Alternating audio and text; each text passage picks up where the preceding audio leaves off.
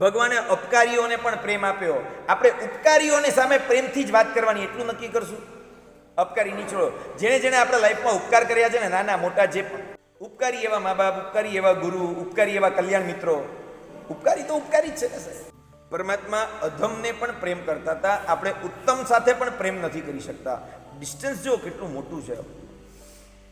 ઉત્તમ એવા દેવગુરુ સાથે પણ આપણે પ્રેમ નથી કરી શકતા. પરમાત્મા અધમ એવા પણ સંગમદેવને ચંડકોશિયા જોડે પ્રેમ કર્યો.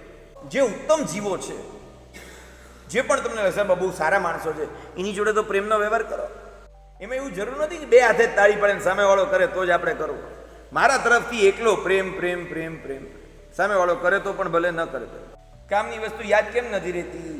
કારણ કે નકામી વસ્તુ ડિલીટ નથી કરતા. પ્રીતિ અનાદિની પરથકી જે તોડે એ જોડે.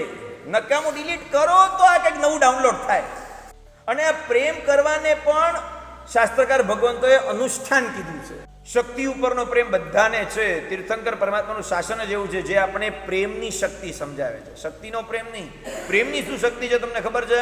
કે જે એક લીલું પાંદડું નહોતું બચ્યું જંગલમાં, એવા ચંડકોશિયાને પણ 8મા દેવલોકે મોકલવાની તાકાત જો કોઈની હોય તો તે પ્રેમની શક્તિ છે.